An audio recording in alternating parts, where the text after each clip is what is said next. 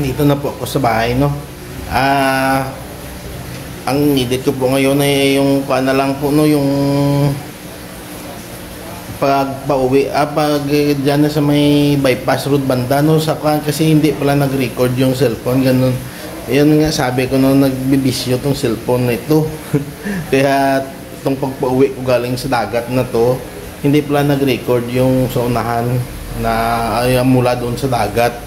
Dito na po dito ko na napansin sa may tinigilan natin, no, na kumuha ako ng sunrise. Yan, so mga busing, ikuhan ko na lang po, no. Ituloy ko pa rin lang pag-edit, sayang mga 8 minutes pa naman, okay? Maraming salamat sa inyong lahat. Good morning.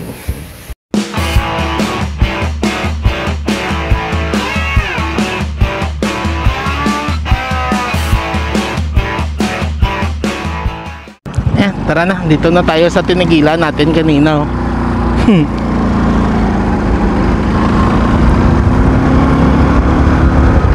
Inayos ko lang yung cellphone.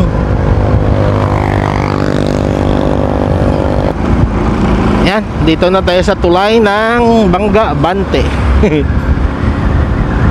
Bibili tayo ng rice cake. Hindi natin pwedeng sabihin yung Tagalog niyan, kasi masama sa iba.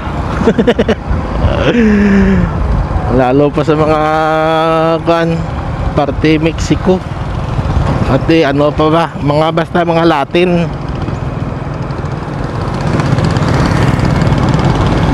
Bili tayo ng rice cake para sa dinuguan, Paris.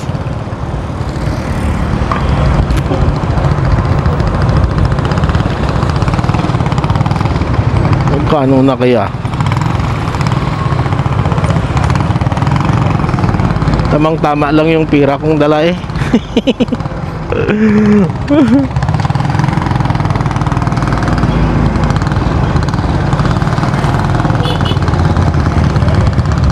Yan.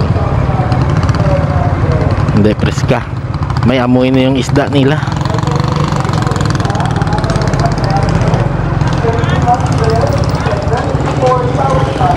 Bakal na nangikakwando dia.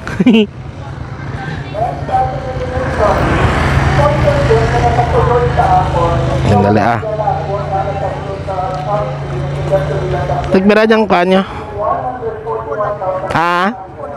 Pulo. 4.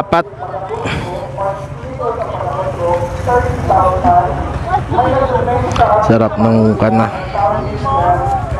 Ayan, tag-isa kami. Okay na yan. Mahal.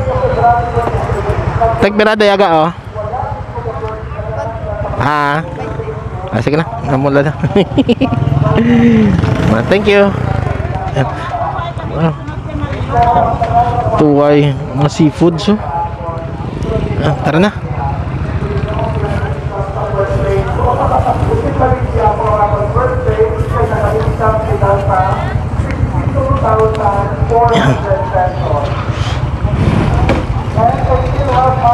Let's G.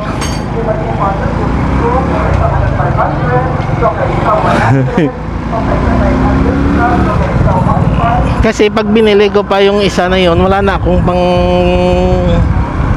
reserba pa uwi, just in case na maflatan.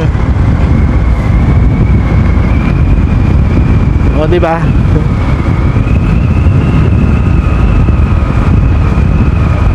Yan, kita-kits na lang tayo doon, malapit na sa dyan sa unahan pala, may kuhan dyan, no? May makakuha pa ko dyan, okay? Kita-kits na lang tayo doon sa unahan. Yan. Hay, ang ganda kasi dito, yung straight yung daan, tapos malawak yung matanaw mo. Kaso yung kuha ng kamera natin basta cellphone, ito lang, oh, kung ano lang yung sa harap. Di gaya ng GoPro ko dati na lahat ito makukuha, eh.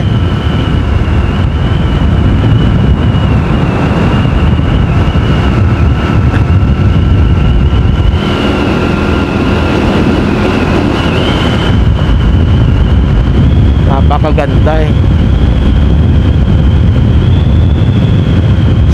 straight kasi yung daan dito eh. Kaya ang sarap mag-motovlog dito. Maganda pa yung tanawin.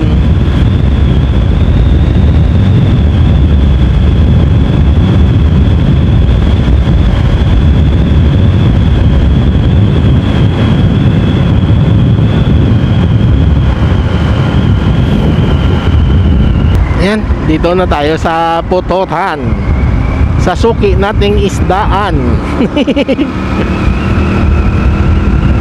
Diretso ko na lang to. Tapos magka-cut lang ako mamaya. Malapit-lapit na tayo. Daming bulaklak ng patula nila tatay, oh. Daming bunga niyan pag nabuo yan eh. Pag nakabili tayo ng isda, pwede tayo pa manghingi.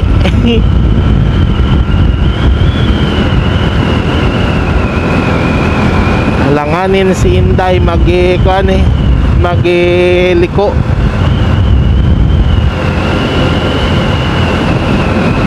Kita mo, puro patag yung pututan, no? Walang kabundok-bundok. Patag na patag.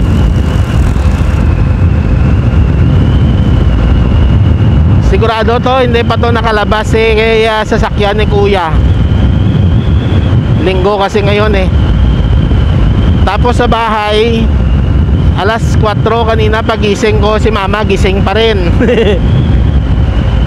Tulog na yan siguro ngayon, pero kung gising pa yan mamaya konti, matutulog na yan hanggang hapon na naman. Ganyan pag dumatanda, nag-iiba yung oras nila eh. Tapos makalimutin na, kaya hindi ko na maiwan. Walang magbabantay sa kanya eh. Eh si De Joseph naman, busy yan sa trabaho niya sa computer. Buong gabi yung trabaho niya hanggang umaga. Tapos sa umaga tulog.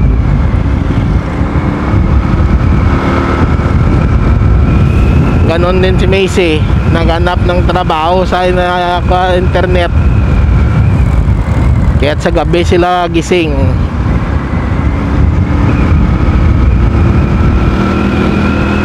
Yan oh, dito na tayo sa malapit sa kanto. Nasa sementeryo ng Putotan.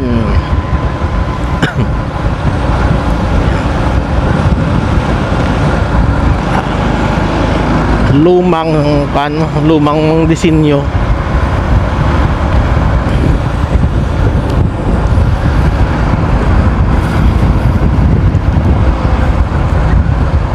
Pacifica.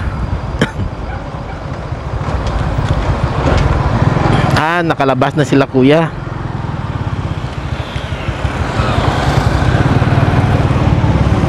Alanganin ako, hindi ako nakaluger. Yan, nakalabas na yung sasakyan ni kuya, kaso sarado nila yung daanan. May tricycle sa unahan, kaya dito tayo dadaan. Yan.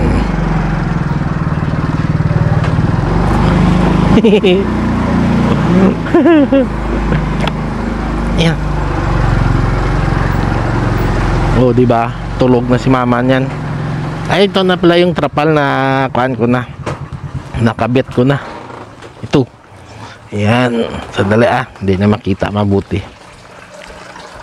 Ito. Yan. O, diba? Tapos, yung mga aquarium ko, dito pa yung iba. Ito, marami po yan yung aquarium ko dito. Yan. Yan. Hanggang dyan. Tapos dito. Yan. Hanggang dyan pa yan sa likod. May mahaba pa yan dyan na aquarium. Dyan sa likod. Ito po. Yan. Ang dami ko yan. Yung iba nagbasag-basag lang eh.